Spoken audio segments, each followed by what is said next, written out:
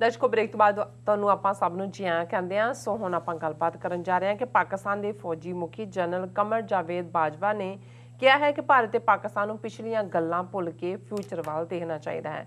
ਸੋ ਇਸ ਕਿਸਮ ਦਾ ਬਿਆਨ ਹੀ ਬੀਤੇ ਕੱਲ ਪ੍ਰਾਈਮ ਮਿਨਿਸਟਰ ਜਨਾਬ ਇਮਰਾਨ ਖਾਨ ਵੱਲੋਂ ਵੀ ਦਿੱਤਾ ਗਿਆ ਸੀ। ਸੋ ਕੀ ਭਾਰਤ ਤੇ ਪਾਕਿਸਤਾਨ ਵਿੱਚ ਕੋਈ ਡੀਲ ਹੋ ਚੁੱਕੀ ਹੈ? इस बारे आप विचार चर्चा करन जा रहे हैं और नाल ही गुरबानी विचारां दी सांझ भी तुहाडे नाल पाई जाएगी। सो असीं चाहांगे कि तुसां नाल इसी तरह बने रहना। देखण सुनिया लिखण लई तुहाडा सब दा बहुत बहुत शुक्रिया जी। डॉक्टर साहब की कहना चाहोगे? देखो इस्लामाबाद च पहला इस्लामाबाद सिक्योरिटी डायलॉग चल रहा है। उहदे च प्राइम मिनिस्टर इमरान खान उन्होंने कल एड्रैस किया अच्छा और उन्होंने जिस अंदाज दे विच जिहड़ी है गल कीती और मैं अपना ये कंसर्न शो किया कि भी कोई ऐसा तो नहीं है कि कोई ऑलरेडी डील जिहड़ी है वो स्ट्राइक होण जा रही है, क्योंकि असी पिछले दिनों देखा कि भारत पाकिस्तान के मिलिटरी कमांडर लैवल पर कहा गया कि जी उन्हों की जिहड़ी है हुण सीज़ फायर 2003 नूं दोनों मनणगे। ऑल ऑफ ए सडन तो नहीं होया, गलबात तो चल रही सी। अच्छा ਹੁਣ ਜਦੋਂ ਇਮਰਾਨ ਖਾਨ ਸਾਹਿਬ ਨੇ ਇੰਡੀਆ ਨੂੰ ਕਿਹਾ ਕਿ ਜੀ ਦੇਖੋ ਇਹ ਜੇ ਕਸ਼ਮੀਰ ਤੁਸੀਂ ਰਿਜ਼ੋਲਵ ਕਰ ਲੈਂਦੇ ਹੋ ਤੁਹਾਡੀ ਸੈਂਟਰਲ ਏਸ਼ੀਆ ਤੱਕ ਪਹੁੰਚ 5 ਰਿਪਬਲਿਕਸ ਦੇ ਉਹਨਾਂ ਨੇ ਨਾਂ ਗਣਾਏ ਕਿ ਜਿੱਥੇ ਤੁਹਾਨੂੰ ਨੈਚੁਰਲ ਰਿਸੋਰਸ ਆਇਲ ਦੂਜੇ ਤੀਜੇ ਤੁਹਾਡੀ ਪਹੁੰਚ ਉੱਥੋਂ ਤੱਕ ਹੋਏਗੀ ਔਰ ਫਾਇਦੇ 'ਚ ਹੋਏਗਾ, ਦੋਨਾਂ ਨੂੰ ਫਾਇਦੇ 'ਚ ਹੋਏਗਾ। ਤੇ ਮੇਰਾ ਮੱਥਾ ਵੀ ਠਣਕਿਆ ਕਿ ਵੀ ਐਸਾ ਜਦੋਂ ਤੋਂ 5 ਅਗਸਤ 2019 ਤੋਂ ਉਹਨਾਂ ਨੇ ਜੰਮੂ ਕਸ਼ਮੀਰ ਦਾ सारा भोग पाया, सूबे का भी भोग पाया, आर्टिकल 370 का किया ही किया ख़त्म। अच्छा मिलियन फौज बैठी हुई है, कोई लैट लूज नहीं है जिहड़ी उन्होंने जुल्म की लाइन है। ऐसा अचानक की है कि भी जी ये पाकिस्तान हुण हालां उन्होंने एक दो ने कहा मैनू कि जी देखो अगे उही इंडिया कहता सी जी असी जिहड़ा वो negotiation and violence can't go together. ਹੁਣ ਉਹਨਾਂ ਨੇ ਗੱਲਬਾਤ ਉਹ ਤਾਂ ਗੱਲਬਾਤ ਇਸ ਕਿਸਮ ਦੀ ਗੱਲਬਾਤ ਜਦੋਂ ਮਰਜ਼ੀ ਉਹਨਾਂ ਨਾਲ ਤੁਸੀਂ ਕਰ ਲੈਂਦੇ ਜੇ ਕਸ਼ਮੀਰ ਗਵਾ ਕੇ ਕਰਨੀ ਸੀ। ਅੱਛਾ ਹੁਣ ਐਸਾ ਕੀ ਹੋਇਆ ਆਲ ਆਫ ਏ ਸਡਨ ਕਿ ਜਿਹੜੀਆਂ ਗੱਲਬਾਤ ਦੀਆਂ ਆਫਰਸ ਨੇ ਉਹ ਇਸ ਲੈਵਲ ਤੇ ਆ ਰਹੀਆਂ ਔਰ ਗਰਾਊਂਡ ਤੇ ਕੀ ਚੱਲ ਰਿਹਾ ਜੰਮੂ ਕਸ਼ਮੀਰ 'ਚ, ਕਿਉਂਕਿ ਇਹ ਦੋਨੋਂ ਖਬਰਾਂ ਅੱਜ ਦੇ ਮੀਡੀਆ ਦੀਆਂ ਨੇ। ਔਰ ਇੱਕ ਖਬਰ ਹੈ J&K polls after delimitation concludes FM Sitharaman. ਹੁਣ ਇਹ ਜਿਹੜੀ ਸੀਤਾਰਮਨ ਹੈ ਇਹ ਕਹਿ ਰਹੀ ਹੈ ਉਹਨਾਂ ਦੀ ਜਿਹੜੀ ਹੈ ਪਾਰਲੀਮੈਂਟ 'ਚ ਕਹਿੰਦੇ ਹੈ ਯੂਨੀਅਨ ਫਾਈਨੈਂਸ ਮਿਨਿਸਟਰ ਹੈ the government on Thursday said Jammu and Kashmir assembly elections will be held after the conclusion of delimitation process and final decision on poll schedule would be that of election commission. ਹੁਣ delimitation process ਕੀ ਹੈ ਜਿਹਨੂੰ 3 dirty D's ਜ਼ਿਲ੍ਹੇ ਵਧਾਣੇ ਨੇ ਇਹਨਾਂ ਨੇ ਆਪਣੇ ਕਿ ਹਿੰਦੂਆਂ ਨੂੰ ਜੰਮੂ ਰੀਜਨ 'ਚ ਵਾਧੂ ਸੀਟਾਂ ਦੇਣੀਆਂ ਨੇ ਉੱਥੇ ਉਹਨਾਂ ਦੀਆਂ ਕੱਟਣੀਆਂ ਔਰ ਕੋਈ ਪੋਲੀਟੀਕਲ ਪਾਰਟੀ ਜਿਹੜੀ ਕਸ਼ਮੀਰ ਪੱਖੀ ਹੈ ਉਹ ਮਿਲੀ ਨਹੀਂ ਹੈ ਇਸ ਡੀਲਿਮਿਟੇਸ਼ਨ ਦੇ ਲਈ। ਅੱਛਾ ਡੈਮੋਗ੍ਰਾਫਿਕ ਚੇਂਜ ਕਿਵੇਂ, ਡੋਮੀਸਾਈਲ ਕਿੰਨੇ ਲੱਖ ਡੋਮੀਸਾਈਲ ਦਿੱਤੇ ਨੇ, ਗਰਾਊਂਡ ਦੇ ਉੱਤੇ ਲੈਂਗੁਏਜਸ ਉਹਨਾਂ ਨੇ ਕਿਵੇਂ ਮਿਟਾ ਕੇ ਹਿੰਦੀ ਔਰ ਦੂਜੀਆਂ ਲਿਆਂਦੀਆਂ। ਤੁਹਾਡੇ ਹੰਡਰਡਸ ਆਫ ਜਿਹੜੇ ਲਾਅ ਜੰਮੂ ਕਸ਼ਮੀਰ ਅਸੈਂਬਲੀ ਦੇ ਪਾਸ ਕੀਤੇ ਹੋਏ ਸੀ ਉਹ ਸਾਰੇ ਜਿਹੜੇ ਨੇ ਉਹਨਾਂ ਦੇ ਉੱਤੇ ਉਹਨਾਂ ਨੇ ਸੈਂਟਰਲ ਸਰਕੂਲਰ ਲਾਏ ਨੇ। ਜਿਹੜਾ ਜੰਮੂ ਐਂਡ ਕਸ਼ਮੀਰ ਦਾ ਆਪਣਾ ਕਾਡਰ ਸੀ IPS ਦਾ IAS ਦਾ ਉਹ ਜੋ ਵੀ ਉਹ ਉਹਨਾਂ ਨੇ ਸਾਰਾ ਕਰਕੇ ਸੈਂਟਰ ਕਾਡਰ ਦੇ ਥੱਲੇ ਲਿਆਂਦਾ। ਹੁਣ ਜਿਹੜੇ ਈਵਨ BJP ਦੇ ਨਾਲ ਰਲ ਕੇ ਹਕੂਮਤ ਬਣਾਉਣ ਵਾਲੀ ਸੀ ਮਹਿਬੂਬਾ ਮੁਫਤੀ ਜਿਹੜੀ ਚੀਫ ਮਿਨਿਸਟਰ ਰਹੀ ਹੈ, ਇਹ ਵੀ ਖਬਰ ਹੈ ਦਿੱਲੀ ਹਾਈ ਕੋਰਟ ਸਟੇਜ਼ ਜਿਹੜਾ ED summons to Mehbooba Mufti enforcement directorate ਨੇ ਜਿਹੜੇ ਨੇ ਸਮਨ ਕੱਢੇ ਹੋਏ ਨੇ ਔਰ ਇਹ the court asked ED to not press for her personal appearance and posted the matter for March 19। ਔਰ ਇਹ ਇੱਕ ਪਾਸੇ ਟੋਟਲ ਹਰਾਸਮੈਂਟ ਜਿਹੜੀ ਹੈ ਉਹ ਚੱਲ ਰਹੀ ਹੈ। ਹੁਣ ਇਸ ਸਾਰੇ 'ਚ ਐਸਾ ਕੀ ਹੋ ਰਿਹਾ ਹੈ ਕਿ ਪਾਕਿਸਤਾਨ ਨੂੰ ਜਿਹੜਾ ਬੜੀ ਕੋਈ ਟਨਲ ਦੇ ਦੂਸਰੇ ਸਿਰੇ ਤੇ ਕੋਈ ਰੌਸ਼ਨੀ ਨਜ਼ਰ ਆ ਰਹੀ ਹੈ, ਕਿਉਂਕਿ ਇਮਰਾਨ ਖਾਨ ਸਾਹਿਬ ਨੇ ਜੇ ਸਟੇਟਮੈਂਟ ਦਿੱਤੀ ਤੇ ਉਹਦਾ ਐਵੇਂ ਤਾਂ ਨਹੀਂ ਦਿੱਤੀ ਆਊਟ ਆਫ ਦਾ ਬਲੂ। ਹੁਣ ਅੱਜ ਜਿਹੜੀ ਸਟੇਟਮੈਂਟ ਪਾਕਿਸਤਾਨ ਦੇ ਫੌਜੀ ਚੀਫ ਜਨਰਲ ਅਮਰਜ ਬਾਜਵਾ ਦੀ ਹੈ, ਕਿਉਂਕਿ ਫੌਜ ਦਾ ਇੱਕ ਆਪਣਾ ਮੁਕਾਮ ਹੈ, ਐਸਟੈਬਲਿਸ਼ਮੈਂਟ ਉੱਥੇ ਕਹਿੰਦੇ ਨੇ ਰੀਅਲ ਡਿਸੀਜਨ ਮੇਕਿੰਗ ਦੇ ਵਿੱਚ ਰੋਲ ਹੁੰਦਾ ਹੈ। ਹੁਣ ਬਾਜਵਾ ਸਾਹਿਬ ਕਹਿ ਰਹੇ ਨੇ ਔਰ ਇਹ ਇੰਡੀਅਨ ਮੀਡੀਆ ਜਿਹਨੇ ਬਿਲਕੁਲ ਠੀਕ ਸਪਿਰਿਟ ਕੈਚ ਕੀਤੀ after Imran Khan Pakistan's army chief calls for better relations with India. हुण ऐसा इंडिया ने किहड़ा जिहड़ा है वो यज्ञ करके जिहड़ा है वो अपनी गुनाह बख्शा लए ने कि उन्होंने लगता है कि भी हुण ये क्लीन हो गया। और ये कोट कर रहे हैं कि बाजवा साहब ने कहा stable Indo Pak relation is a key to unlock the untapped potential of South and Central Asia by ensuring connectivity between East and West Asia। Bharat ਵਾਲਿਆਂ ਨੂੰ ਨਕਸ਼ਾ ਨਹੀਂ ਪਤਾ ਹੈ ਕਿ ਈਸਟ ਏਸ਼ੀਆ ਤੇ ਵੈਸਟ ਏਸ਼ੀਆ 'ਚ ਕਿਵੇਂ ਕਨੈਕਟੀਵਿਟੀ ਹੈ, ਪਾਕਿਸਤਾਨ ਦੀ ਕੀ ਅਹਿਮੀਅਤ ਹੈ, ਉਹਨੂੰ ਬਹੁਤ ਚੰਗੀ ਤਰ੍ਹਾਂ ਪਤਾ ਹੈ। ਅੱਛਾ। This potential, however, has forever remained hostage to disputes and issues between two nuclear neighbors। ਹੁਣ ਕੀ ਪਾਕਿਸਤਾਨ ਨੇ ਹੌਸਟਿਲਿਟੀ ਰੱਖੀ ਹੋਈ ਹੈ? ਪਾਕਿਸਤਾਨ ਤਾਂ ਸਾਈਜ਼ ਚੌਥਾ ਹਿੱਸਾ ਹੈ, ਬਿਲਕੁਲ ਆਬਾਦੀ 'ਚ ਉਸ ਤੋਂ ਵੀ ਥੱਲੇ ਹੈ, ਔਰ ਉਹਨਾਂ ਦੇ ਹਿੱਤ 'ਚ ਹੀ ਨਹੀਂ ਹੈ। ਹੌਸਟਾਈਲ ਕੌਣ ਹੈ? ਹੁਣ ਤੁਸੀਂ ਕਸਾਈ ਨੂੰ ਅਪੀਲ ਕਰ ਰਹੇ ਹੋ, ਬੱਕਰਾ ਕਹਿ ਰਿਹਾ ਕਿ ਦੇਖ ਤੂੰ ਯਾਰ ਬਥੇਰਾ ਕਰ ਲਿਆ, ਹੁਣ ਨਾ ਮੇਰੀ ਨਸਲ ਨੂੰ ਨਾ ਅੱਗੋਂ ਮਾਰ। ਫਿਰ ਉਹ ਕਹਿੰਦੇ ਨੇ Kashmir dispute is obviously at the head of this problem, however we feel it is time to bury the past and move forward, ਕਿ let the dead past bury its head, ਕਿ ਜੀ ਗੜੇ ਮੁਰਦੇ ਮਤ ਉਖਾੜੇ।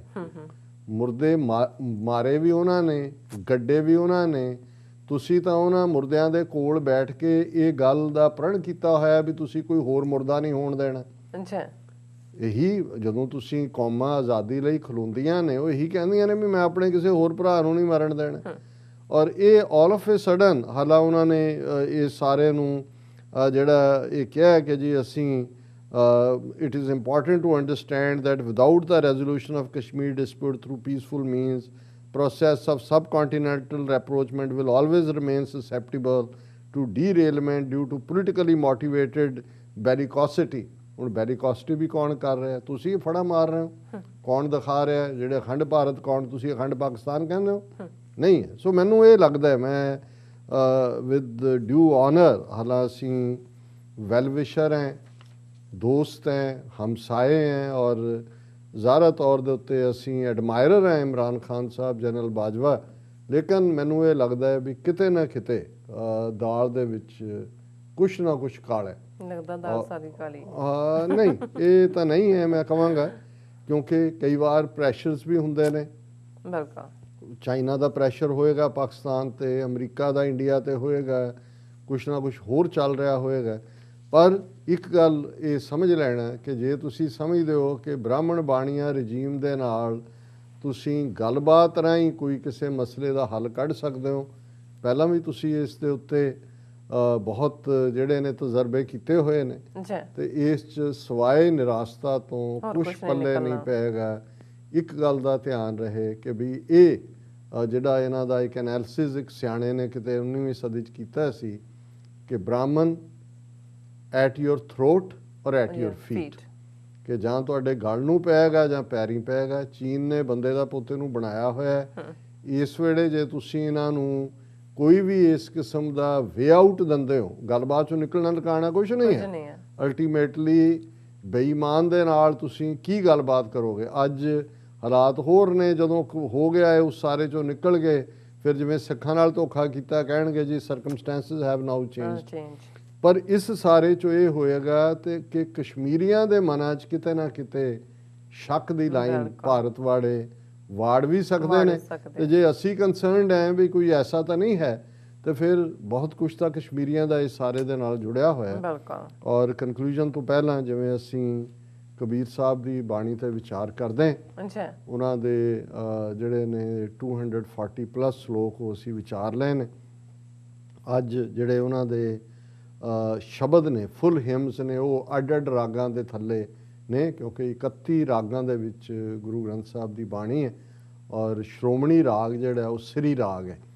ਔਰ ਸ੍ਰੀ ਰਾਗ ਦੀ ਸ਼ੁਰੂਆਤ ਵੀ ਹੁੰਦੀ ਹੈ ਗੁਰੂ ਗ੍ਰੰਥ ਸਾਹਿਬ ਦੀ। ਔਰ ਇਹ ਦੋ ਸ਼ਬਦ ਕਬੀਰ ਸਾਹਿਬ ਦੇ ਸ੍ਰੀ ਰਾਗ 'ਚ ਨੇ।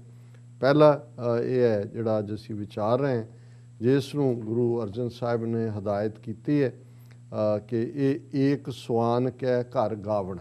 ਹੁਣ ਏਕ ਸਵਾਨ ਗੁਰੂ ਨਾਨਕ ਸਾਹਿਬ ਦੀ ਬਾਣੀ ਦਾ ਸ਼ਬਦ ਹੈ, ਔਰ ਇਹ ਕਿਉਂਕਿ ਹਰ ਬਾਣੀ ਦਾ ਹਿਮ ਜਿਹੜਾ ਉਹ ਗਾਇਆ ਜਾਂਦਾ ਹੈ।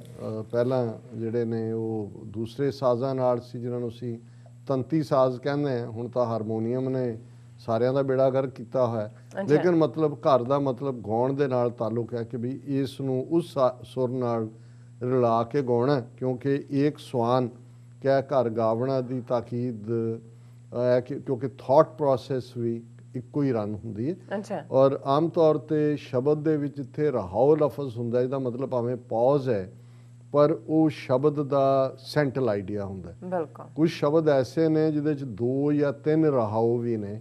ਉਹਦੇ 'ਚ ਇਹ ਹੁੰਦਾ ਵੀ ਇੱਕ ਕਈ ਵਾਰ 3 ਆਈਡੀਆਜ਼ ਦੇ 3 ਰਹਾਓ ਨੇ ਸਾਈਮਲਟੇਨੀਅਸਲੀ ਰਨ ਕਰ ਰਹੇ ਨੇ। ਕਈ ਵਾਰ ਇਹ ਹੁੰਦਾ ਵੀ ਇੱਕ ਰਹਾਓ ਸਵਾਲ ਹੈ, ਇੱਕ ਜਵਾਬ ਹੈ। ਇਸ ਸ਼ਬਦ ਦੇ ਵਿੱਚ 2 ਰਹਾਓ ਨੇ ਔਰ ਇੱਕ ਸਵਾਲ ਰੂਪ 'ਚ ਹੈ। ਜਨਨੀ ਜਾਨਤ ਸੁਤ ਵੱਡਾ ਹੋਤ ਹੈ, ਇਤਨਾ ਕੋ ਨ ਜਾਣੇ ਜੇ ਦਿਨ ਦਿਨ ਅਵਧ ਘਟਤ ਹੈ। ਮੋਰ ਮੋਰ ਕਰ ਅਦਕ ਲਾਡ ਤਰ, ਪੇਖਤ ਹੀ ਜਮ ਰਾਓ ਹਸੈ। ਐਸਾ ਤੈਂ ਜਗ ਭਰਮ ਲਾਇਆ, ਕੈਸੇ ਬੂਝੇ ਜਬ ਮੋਇਆ ਹੈ ਮਾਇਆ ਰਹਾਓ।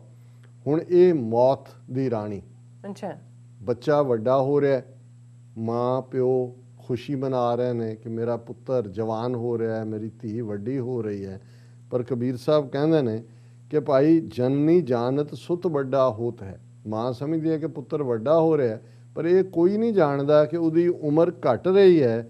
ਉਹ ਮੋਰ ਮੋਰ ਮੇਰਾ ਮੇਰਾ ਕਹਿ ਕੇ ਮਾਂ ਲਾਡ ਕਰ ਰਹੀ ਹੈ, ਪਰ ਮੌਤ ਦਾ ਫਰਿਸ਼ਤਾ ਦੂਰ ਕਹਿੰਦਾ ਨਹੀਂ, ਮੇਰਾ ਮੇਰਾ ਮੇਰੇ ਵੱਲ ਆ ਰਿਹਾ, ਕਿਉਂਕਿ ਉਮਰ ਘਟ ਰਹੀ ਹੈ, ਉਹ ਤੁਰਿਆ ਜਾ ਰਿਹਾ ਹੈ। ਪੇਖਤ ਉਹਨਾਂ ਨੇ ਕਬੀਰ ਸਾਹਿਬ ਨੇ ਫਰਮਾਇਆ ਕਿ ਇਹ ਐਸਾ ਹੀ ਦੁਨੀਆ ਦੇ ਵਿੱਚ ਇੱਕ ਭਰਮ ਹੈ, ਇੱਕ ਇਸ ਕਿਸਮ ਦੀ ਪੰਬਲ ਪੂਸਾ ਖੇਡ ਹੈ। ਐਸਾ ਤੈਂ ਜਗ ਭਰਮ ਲਾਇਆ, ਭਰਮ ਕਿਹਨੇ ਲਾਇਆ? ਕੈਸੇ ਬੂਝੇ ਜਬ ਮੋਇਆ ਹੈ ਮਾਇਆ। ਕਿ ਮਾਇਆ ਦੀ ਖੇਡ ਵਿੱਚ ਅਸੀਂ ਮੋਏ ਹੋਏ ਹਾਂ, ਇਸ ਲਈ ਜ਼ਿੰਦਗੀ ਦੀ ਹਕੀਕਤ ਔਰ ਫਾਲਸੂਟ ਕੂੜ ਉਸ ਦੇ ਵਿੱਚ ਡਿਫਰੈਂਸ਼ੀਏਸ਼ਨ ਨਹੀਂ ਕਰ ਸਕਦੇ। ਔਰ ਦੂਸਰਾ ਰਹਾਓ ਜਿਹੜਾ ਉਹ ਜਵਾਬ ਹੈ ਕਿ ਭਾਈ ਇਹ ਜਿਹੜਾ ਮੋਇਆ ਹੈ ਮਾਇਆ, ਇਸ ਤੋਂ ਕਿਵੇਂ ਛੁਟਕਾਰਾ ਹੋਏ। ਕਹਿਤ ਕਬੀਰ ਛੋੜ ਵਿਖਿਆ ਰਸ, ਇਤ ਸੰਗਤ ਨੇਚੋ ਮਰਣਾ। ਰਮਈਆ ਜਪੋ ਪ੍ਰਾਣੀ, ਅਨਤ ਜੀਵਨ ਬਾਣੀ। ਇਨ ਬਿਦ ਭਵ ਸਾਗਰ ਤਰਣਾ, ਜਾਂ ਤਿਸ ਭਾਵੈ ਤਾਂ ਲਾਗੈ ਭਾਓ। ਭਰਮ ਭੁਲਾਵਾ ਵਿੱਚੋਂ ਜਾਏ, ਉਪਜੈ ਸਹਿਜ ਗਿਆਨ ਮਤ ਜਾਗੈ। ਗੁਰ ਪ੍ਰਸਾਦ ਅੰਤਰ ਲਿਵ ਲਾਗੈ, ਇਤ ਸੰਗਤ ਨਾਹੀ ਮਰਣਾ। ਹੁਕਮ ਪਛਾਣ ਤਾਂ ਖਸਮੈ ਮਿਲਣਾ। ਰਹਾਓ ਦੂਜਾ।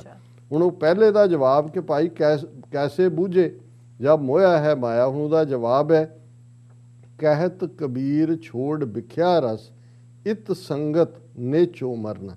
ਕਬੀਰ ਸਾਹਿਬ ਕਹਿੰਦੇ ਨੇ ਕਿ ਮਾਇਆ ਦਾ ਜ਼ਹਿਰ ਵਰਗੇ ਜਿਹੜੇ ਸਵਾਦਾਂ 'ਚ ਤੂੰ ਫਸਿਆ ਹੋਇਆ ਹੈ, ਇਹਨਾਂ ਨੂੰ ਛੱਡ ਦੇ ਔਰ ਇਸ ਗੱਲ ਨੂੰ ਸਮਝ ਲੈ, ਰੱਬ ਦੇ ਪਿਆਰਿਆਂ ਦੀ ਸੰਗਤ ਜਦੋਂ ਤੂੰ ਆਏਗਾ, ਇਤ ਸੰਗਤ, ਇਹ ਗੱਲ ਤੈਨੂੰ ਦ੍ਰਿੜ ਹੋਏਗੀ। ਨੇਚੋ ਮਰਨ, ਨੇਚੋ ਹੈ ਅਵਸ਼, ਜ਼ਰੂਰੀ ਤੌਰ ਦੇ ਉੱਤੇ। ਸਰਪਰ ਜਿਹਨੂੰ ਵੀ ਗੁਰਬਾਣੀ 'ਚ ਕਿਹਾ ਕਿ ਵੀ ਨੈਸੈਸਰੀਲੀ, ਕਿ ਐਂਡ ਜਿਹੜਾ ਮੌਤ ਅਲਟੀਮੇਟ ਹਕੀਕਤ ਹੈ।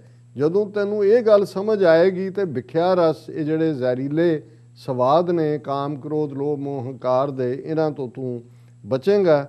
ਰਮਈਆ ਜਪੋ ਪ੍ਰਾਣੀ, ਅਨਤ ਜੀਵਨ ਬਾਣੀ। ਕਿ ਉਸ ਰੱਬ ਨੂੰ ਜਿਹੜਾ ਹਰ ਇੱਕ ਦੇ ਵਿੱਚ ਰਮਿਆ ਹੋਇਆ, ਓਮਨੀ ਪ੍ਰੈਜ਼ੈਂਟ ਹੈ, ਉਸ ਨੂੰ ਯਾਦ ਕਰੋ, ਆਪਣੇ ਜੀਵਨ ਦਾ ਆਧਾਰ ਬਣਾਓ। ਇਨ ਬਿਦ ਭਵ ਸਾਗਰ, ਤਾਂ ਇਸ ਤਰ੍ਹਾਂ ਇਹ ਜਿਹੜਾ ਭਵ ਸਾਗਰ ਹੈ, ਵਕਾਰਾਂ ਦਾ ਸਮੁੰਦਰ ਹੈ, ਇਹਨੂੰ ਤੂੰ ਤਰ ਸਕਦਾ ਹੈ। ਜਾਂ ਤਿਸ ਭਾਵ ਹੈ ਤਾਂ ਲਾਗੈ ਭਾਉ, ਭਾਉ ਹੁੰਦਾ ਪਿਆਰ।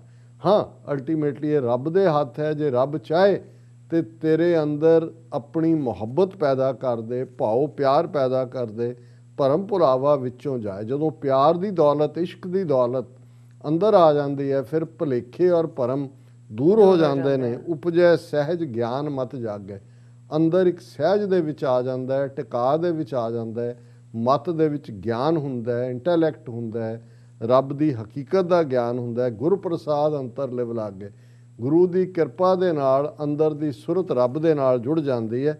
ਇਤ ਸੰਗਤ ਨਾਹੀ ਮਰ, ਜਦੋਂ ਇਹ ਸਾਰਾ ਵਾਪਰ ਜਾਂਦਾ ਹੈ, ਫਿਰ ਸਮਝ ਆ ਜਾਂਦੀ ਹੈ ਕਿ ਫਿਜ਼ੀਕਲ ਮੌਤ ਦੇ ਨਾਲ ਕੋਈ ਨਹੀਂ ਮਰਦਾ, ਜ਼ਮੀਰ ਦੇ ਮਰਨ ਨਾਲ ਮਰਦਾ ਹੈ। ਰੱਬ ਤੋਂ ਭੁੱਲਿਆ ਜਿਹੜਾ ਪਰਮੇਸ਼ਰ ਤੇ ਭੁੱਲਿਆ ਵਿਆਪਨ ਸਾਰੀਆਂ ਬਿਮਾਰੀਆਂ ਹੁੰਦੇ ਨੇ। ਹੁਕਮ ਪਛਾਣ ਤਾਂ ਖਸਮੈ ਮਿਲਣਾ ਕਿ ਭਾਈ ਜੇ ਤੂੰ ਵਿਖਿਆ ਦਾ ਰਸ ਛੱਡ ਕੇ ਉਸ ਦੇ ਹੁਕਮ ਦੇ ਵਿੱਚ ਜੀਣਾ ਸਿੱਖ ਜਾਏਗਾ ਤੇ ਇਹੀ ਖਸਮ ਦੇ ਨਾਲ ਮਿਲਾਪ ਹੈ, ਇਹੀ ਰੱਬ ਦੇ ਨਾਲ ਇੱਕ ਮਿਕਤ ਹੈ। ਇਹ ਅੱਜ ਦਾ ਵਿਚਾਰ ਜੀ। ਡਾਕਟਰ ਸਾਹਿਬ ਤੁਹਾਡਾ ਬਹੁਤ ਬਹੁਤ ਸ਼ੁਕਰੀਆ, ਤੁਸੀਂ ਅੱਜ ਦੇ ਐਵੇਂ ਸ਼ੂ ਤੇ ਅੱਜ ਦਾ ਵਿਚਾਰ ਸਾਡੇ ਦਰਸ਼ਕਾਂ ਨਾਲ ਸਾਂਝਾ ਕੀਤਾ। ਇਸ ਵਾਸਤੇ ਆਪਣੇ ਵਿਊਅਰਸ ਕੋਲ ਨੇ ਇਜਾਜ਼ਤ। ਵਿਊਅਰਸ, ਸਾਡੇ ਪ੍ਰੋਗਰਾਮ ਦਾ ਸਮਾਂ ਇੱਥੇ ਸਮਾਪਤ ਹੁੰਦਾ। ਤੁਸੀਂ ਆਪਣੀ ਰਾਏ ਤੇ ਸੁਝਾਅ ਸਾਨੂੰ ਭੇਜਣਾ ਭੁੱਲਣਾ। ਸਾਡੇ ਇਸ ਪਤੇ ਤੇ SOS@tv84.tv ਤੇ ਅਸੀਂ ਆਪਣਾ ਪ੍ਰੋਗਰਾਮ ਲੈ ਕੇ ਫਿਰ ਦੁਬਾਰਾ ਤੁਹਾਡੇ ਰੂਬਰੂ ਹੋਵਾਂਗੇ। ਤਦ ਤੱਕ ਲਈ ਮੈਨੂੰ ਤੇ ਆਪਣਾ ਨਾਟ ਸੁਣਾ ਗਿਆ ਤਾਂ ਦੇਖਦੇ ਰਹੋ TV84। ਬੁਲਾ ਦਿਓ ਫਤਿਹ। ਵਾਹਿਗੁਰੂ ਜੀ ਕਾ ਖਾਲਸਾ, ਵਾਹਿਗੁਰੂ ਜੀ ਕੀ ਫਤਿਹ। ਰੱਬ ਰਾਖਾ।